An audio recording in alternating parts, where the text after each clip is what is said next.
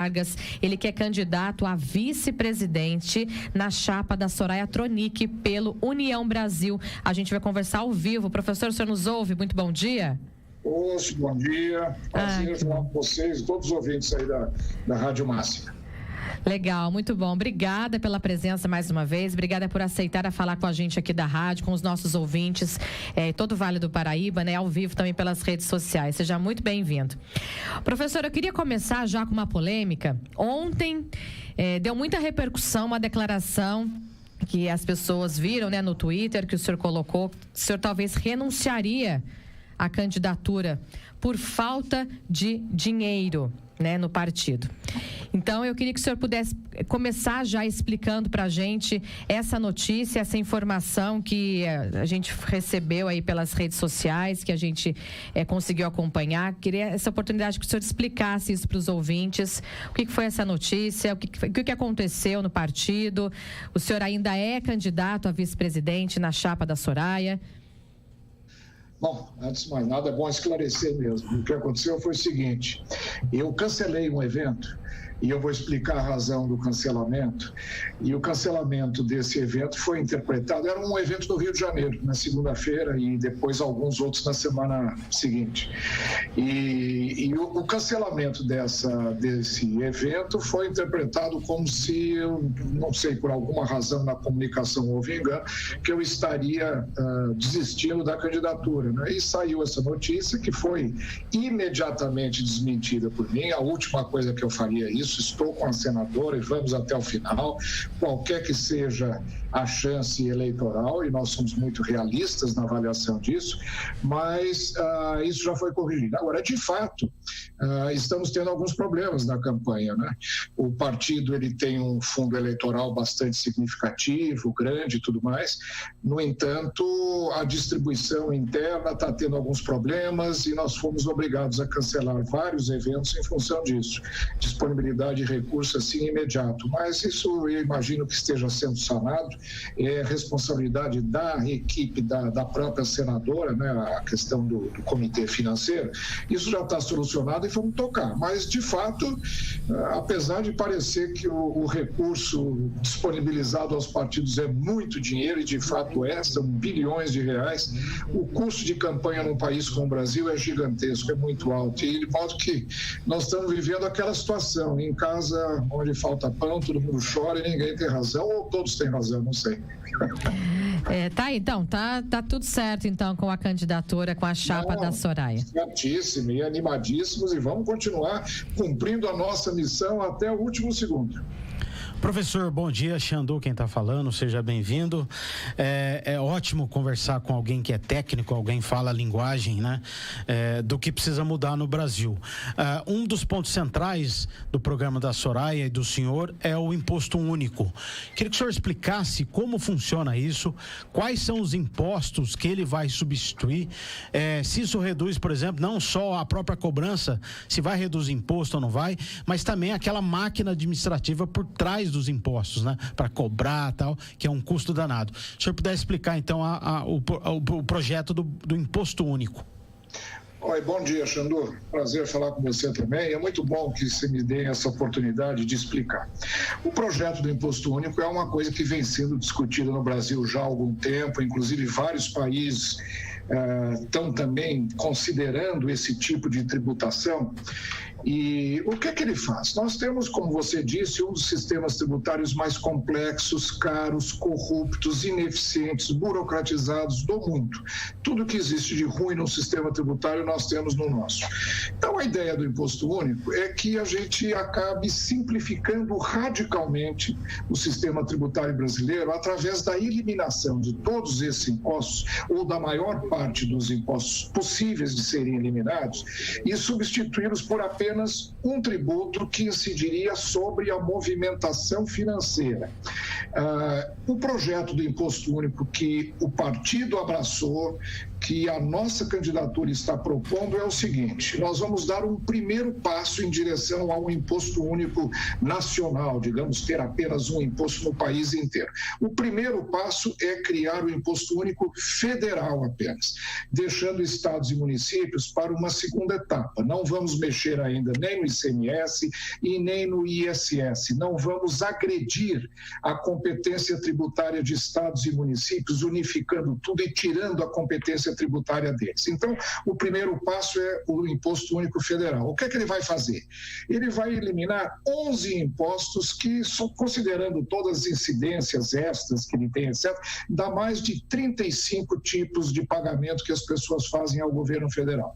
Isso será tudo eliminado e substituído por um imposto sobre pagamentos. E a única coisa que perdura no atual sistema e vai continuar existindo é o imposto de renda. Ele continua existindo como está hoje, mas com duas modificações importantes. Primeiro, haverá um aumento do limite de isenção até R$6.000 por mês.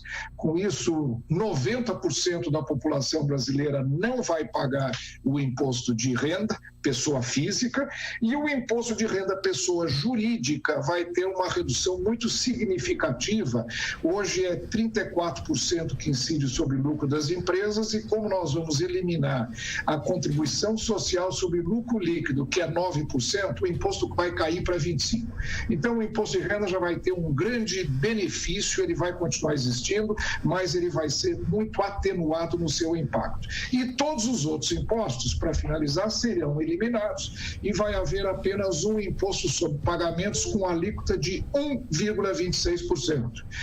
Mais nada. E com isso nós temos um sistema absolutamente simples, transparente, automático, sem necessidade de qualquer contabilidade fiscal, sem necessidade de livros, DAMEs, DAFES, preenchimento de guias, tudo isso será eliminado, uma vez que o imposto vai incidir sobre pagamento. Toda vez que eu faço um pagamento, eu pago 1,26% do valor desse pagamento, e toda vez que eu recebo o pagamento, também haverá um pagamento de 1,26%.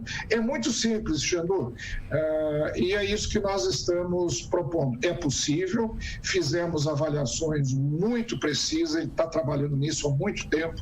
Eu acho que será um grande avanço no sistema tributário brasileiro. E depois eu posso, inclusive, descrever para vocês as grandes vantagens que ele traz, principalmente para as empresas e para os trabalhadores. É o maior beneficiado com esse tipo de reforma tributária. Professor, só um adendo. Quando o senhor fala que vai tributar as transações bancárias, né, as transações financeiras, isso não incentivaria a pessoa a saírem do sistema financeiro, começar a fazer transações em dinheiro vivo, por exemplo? Olha, essa é uma das formas de se burlar o sistema. Seria fazer pagamento em dinheiro. Eu acredito que isso não nos preocupe e realmente não deve nos preocupar pelo seguinte: primeiro, porque voltar a usar moeda manual já é quase que um anacronismo, né? Ninguém usa mais moeda manual e ninguém vai fazer isso por causa de 1,26% do imposto, ainda mais quando esse 1,26% está substituindo outros impostos que cobram 10, 20, 30% de tudo aquilo que você ganha ou tudo aquilo que você paga, que está embutido no preço dos produtos e tudo mais. Então, a primeira coisa é que eu não acredito que o custo de voltar a usar moeda é muito alto no país. Segundo, para evitar de fato que isso aconteça, o projeto prevê que todo saque de numerário do sistema bancário, quando você vai no banco e tira a moeda manual, e também para depositar a moeda manual, você paga a alíquota dobrada. E com isso você já está pré-pagando o imposto que você acha que você estaria sonegando. É uma forma de prevenir ou desestimular as pessoas a usarem moeda. Mas eu acredito que a dinâmica do mundo já acabou com a moeda. Eu não sei se vocês sabem, por exemplo, a Suécia já tem uma legislação que até 2020 2035 a moeda vai ser extinta, eles vão proibir a emissão de moeda manual, não haverá mais moeda, e isso está acontecendo no mundo inteiro, de modo que nós estamos entrando no mundo digital, e o sistema tributário tem que acompanhar o mundo digital. Hoje o mundo é diferente, não se usa mais moeda, o processo de produção é muito diferente do que era antigamente, hoje não é mais uma fábrica localizada, hoje é um processo de produção global, através de ondas, das nuvens, com a imaterialidade da produção, a tecnologia e inovação muito forte. De modo que o sistema tributário, ele precisa se adaptar ao mundo digital, e a volta a esse anacronismo de moeda manual, eu não vejo nenhuma possibilidade, não. E haverá ainda assim um desestímulo a isso, com uma tributação em dobro para quem vai no banco e tira dinheiro ou recebe dinheiro e depois vai ter que depositar no banco, porque não vai querer ficar com o dinheiro em casa. Imagine, hoje em dia, Xandu, as compras e vendas de produtos, elas são internacionais. Eu compro produtos da China, vendo no Japão, importo metais da Colômbia e mando depois para a África do Sul e para a Europa. Como é que eu vou fazer esse pagamento em dinheiro, em moeda, para evitar 1,26% do pagamento? Eu acho que é um sistema insonegável, seja porque é cobrado automaticamente no banco, aí o contrabandista vai pagar, o crime organizado vai pagar, o sonegador vai pagar, a economia informal vai pagar, seja porque é muito caro deixar de pagar esse imposto. E se todos pagam menos. Professor, nós temos um grande companheiro nosso aqui, José Luiz Nunes, que é especialista contador, especialista em contábil, e queria lhe mandar um comentário, uma pergunta. Vamos ouvir o Zé, o senhor ouve ele aí. Bom dia, doutor Marco Sintra. Essa ideia do imposto único, ela me agrada muito, né? Ela me lembra o imposto do Federal Income Tax, que existe nos Estados Unidos, né, onde cada estado define o seu imposto. No entanto, até que a Flórida nem imposto tem, por se tratar de uma zona de turismo. Agora a pergunta é como colocar isso dentro do nosso Brasil, né? Porque o mesmo cenário que existe em São Paulo não existe no interior do Ceará, não existe no interior da Amazonas. Como definir isso? Cada estado vai definir o seu imposto também ou não? Outra coisa que chama muita atenção é que esse imposto único nos lembra também da CPMF, onde, quando colocamos que esse dinheiro da CPMF seria distribuído para a saúde, mantidos os impostos atuais, isso não aconteceu. Agora, quando, o mais importante, nós temos hoje uma isenção de imposto de renda na distribuição de lucro das empresas, onde nós fortalecemos as empresas para que ela produza cada vez mais e distribua os lucros para os seus sócios com 0% de imposto de renda. Quando eu falo em uma retenção de 1,26% a cada movimentação, eu não estaria tributando a empresa em 1,26% e novamente tributando a pessoa física que adquiriu esse lucro. Ela não estaria pagando duas vezes. Como que esse projeto do senhor, que tem 177 páginas, é fantástico, mas como que ele iria se comportar? Muito obrigado pela atenção, um grande abraço. Muito obrigado, são excelentes perguntas. Xandu, se você me der umas 2 horas no programa, eu vou responder detalhadamente. O senhor tem 5 minutos. 5 minutos. Tem perguntas muito sofisticadas e muito boas que ele faz. Mas a primeira coisa é o seguinte: com relação à questão dos estados, num primeiro momento, esse de fato é um avanço. Eu tenho a solução para isso, já tenho estudado bastante essa questão, mas nós estamos propondo o imposto único federal apenas. Portanto, nós não estaremos afetando a tributação dos estados. Nesse sentido, eles não serão, não haverá nenhuma modificação. Com relação à semelhança com a CPMF, de fato é o mesmo tipo de tributo, ou seja, toda vez que alguém faz um pagamento, no caso a CPMF era sob débito, ele paga, só que nós estamos dividindo isso ao meio. Quem faz o pagamento paga metade e quem faz o pagamento paga a outra metade. Nós estamos fazendo o pagamento no débito e no crédito. Agora, a grande diferença da CPMF e o nosso é que a CPMF veio como um imposto a mais, veio como imposto para resolver a questão da saúde, não resolveu nada do lado orçamentário e criou uma grande antipatia popular com relação a esse tributo, mas foi o melhor imposto que nós já tivemos. Ele não gera nenhum contencioso, ele não tem custo nem para o pagador, nem para o recebedor. Não haverá necessidade de fiscalização, porque a arrecadação e a tributação é automática. Portanto, ele é um tributo que se assemelha à CPMF, mas ele vem num espírito totalmente diferente. Não para ser um imposto a mais e para aumentar a carga tributária, mas para eliminar impostos absolutamente perniciosos e ruins para a economia e trocar por ele. É muito simples. Vou dar um exemplo para você. O nosso imposto único acaba com todas as contribuições previdenciárias ao INSS, tanto do empregador quanto do empregado. O empregado paga sobre a folha de pagamentos 20%. Só para todos os seus funcionários, além do salário, a empresa paga 20% como contribuição previdenciária. E o empregado, ele ainda tem o desconto, que vai de 7,5% até 14% do seu salário. Isso será eliminado. Então, vejam, o espírito do imposto é muito maior. Ele vai aumentar salário líquido e ele vai reduzir preços também, porque a carga tributária vai ser mais dividida. E a pergunta também que ele faz sobre se não haverá bitributação, não é bitributação, em realidade é um fenômeno chamado cumulatividade. De fato, o imposto vai incidir na cadeia de produção. Quando eu faço um pagamento, ele é tributado por quem paga, depois tributado por quem recebe, essa pessoa que pega esse pagamento e faz um outro pagamento vai pagar mais uma vez. Então, veja, cada entrada do recurso no seu caixa gera um pagamento e cada saída gera um pagamento. Isso não é exatamente bitributação, é cumulatividade, mas esta cumulatividade ocorre com uma alíquota de 1%. 1,26%.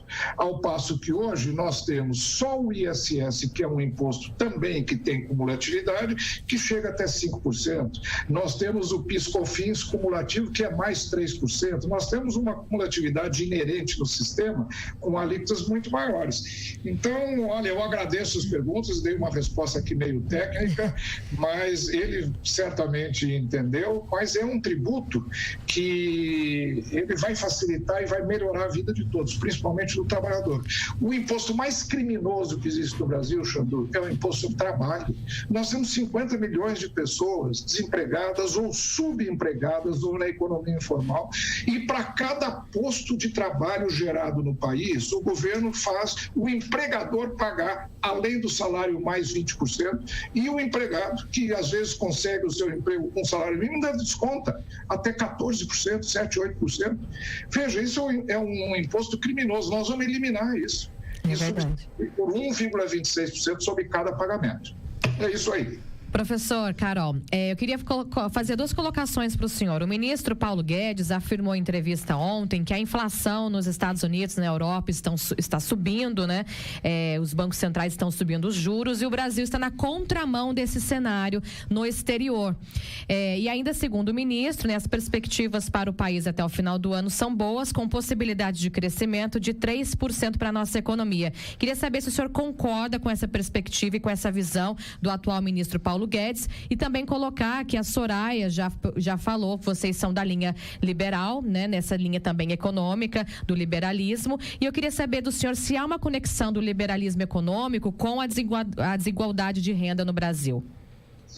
Bom, é mais outra pergunta, Carol, que eu vou precisar. Essa, quem sabe, 45 minutos eu respondo adequadamente, mas é muito boa a pergunta. Primeiro, nós somos liberais.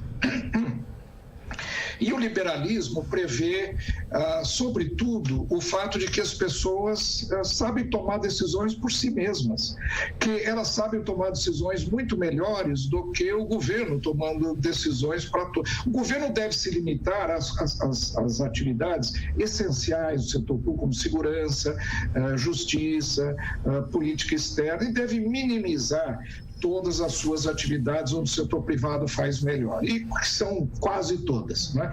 Então, sim, nós somos liberais e o governo pratica uma atividade liberal. E eu tenho que ser justo com o meu amigo ministro Paulo Guedes. Eu estive no governo, nesse governo, no início da gestão do presidente Bolsonaro, fui secretário da Receita Federal, tive lá algumas desavenças, acabei saindo, mas eu tenho que reconhecer que o governo é liberal e que a economia brasileira está reagindo muito melhor do que outras economias do mundo.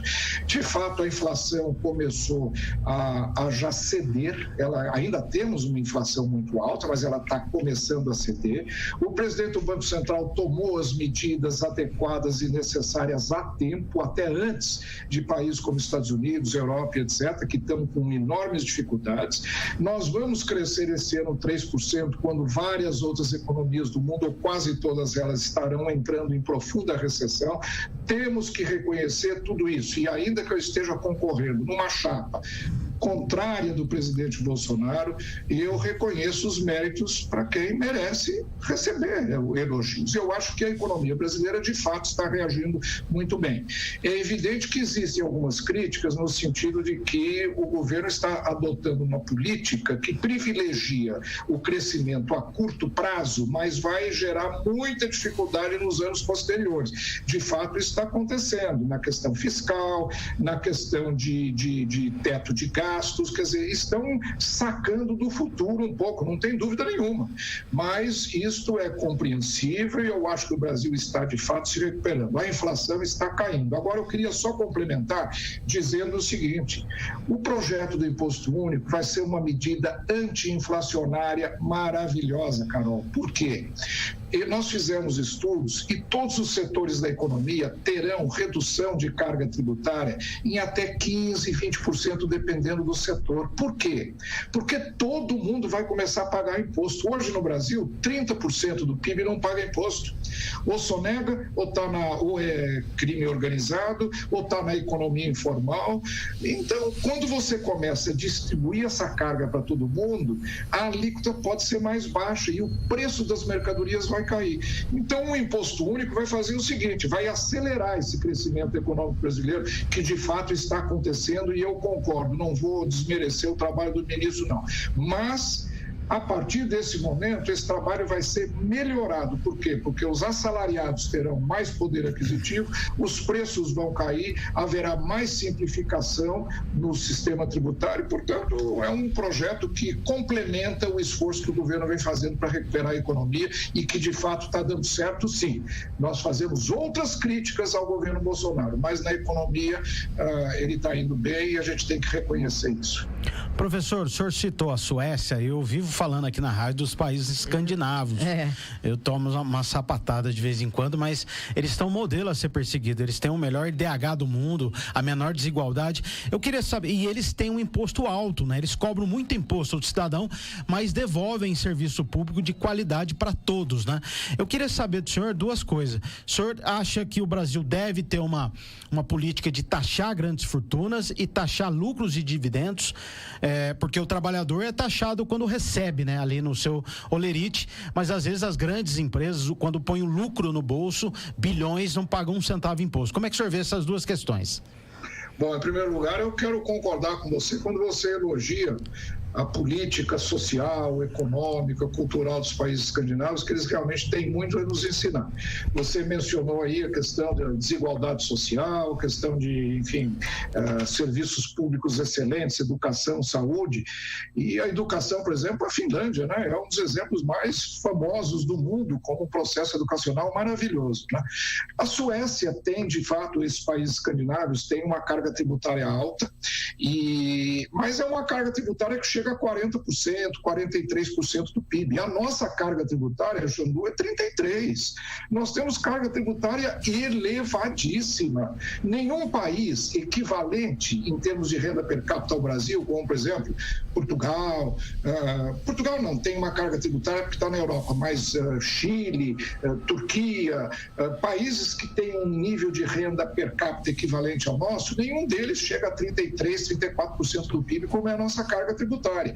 Nós temos carga tributária de Estados Unidos, de França, de Alemanha, de países da União Europeia. E não gastamos bem, não temos os serviços. Aí não é um problema do sistema tributário, é um problema do sistema orçamentário, dos controles de governo, a forma como nós nos organizamos para ter uma gestão eficiente, reduzir desperdícios, enfim, é um problema diferente. Com relação à carga tributária, nós já temos alta demais, não podemos elevar mais. O Brasil é um país de renda média para pobre e se nós elevarmos carga tributária, nós não temos mais como distribuir melhor essa carga. O que precisa ser feito é ter mais progressividade. Isso, de fato, eu sou a favor, sim. E é por isso que nós estamos mantendo, mesmo no modelo do imposto único, o imposto de renda. O imposto de renda é o melhor imposto para você fazer redistribuição de carga. E o nosso sistema tributário, ele é muito regressivo. Então, eu sou a favor, sim, de tributar mais pesadamente os altos rendimentos. Os rendimentos no Brasil são fortemente concentrados e é uma das razões pelas quais nós estamos mantendo o imposto de renda. Porque o imposto único, esse imposto que vai substituir todos os demais, é uma alíquota para todo mundo. Todo mundo vai pagar a mesma alíquota, mas todos pagam. Ninguém vai deixar de pagar. Pequenininha, mas todo mundo paga. Já o imposto de renda, não. Lá nós vamos fazer a política social, de fato, reformar o imposto de renda e dar mais progressividade ao sistema brasileiro. A nossa carga tributária é absurdamente concentrada. 1% da população tem mais de 30% do PIB brasileiro. E isso precisa mudar. É verdade, a gente podia ficar aqui com o professor horas e horas conversando sobre economia, né? Uma pessoa técnica qualificada que já está há muito tempo trabalhando com isso, uma vida inteira se dedicando a esse tema, a essa situação. E eu queria agradecer a presença do senhor aqui, as informações que o senhor colocou para os nossos ouvintes. Obrigada pela credibilidade, pela confiança. E queria colocar o professor numa enrascada aqui no nosso programa. Professor, só uma resposta rápida para a gente encerrar. Num eventual segundo turno, levando em conta as pesquisas e a polarização hoje no país, levando em conta esse retrato hoje da última pesquisa, a chapa Marcos Cintra com a Soraya apoia quem no segundo turno? Eu vou dar a minha opinião. Eu nunca me furtei de dar a minha opinião. No segundo turno, eu pessoalmente voto Bolsonaro. Mas não sei o que é que o partido vai decidir com relação a essa questão e, logicamente, a senadora Soraya também. Eu não posso opinar por ela.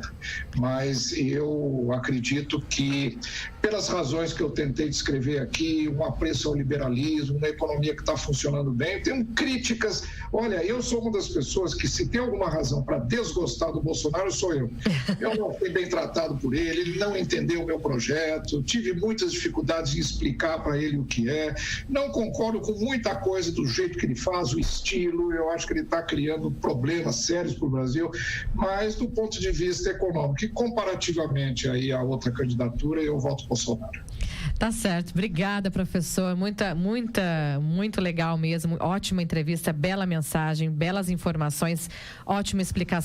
Muito bom dia, seja sempre bem-vindo aqui no nosso jornal. Obrigado, Carol. A hora que vocês quiserem, é só me convidar que eu voltarei. Xandu, um abraço. Um abraço. Convidaremos. Valeu, professor. Obrigada.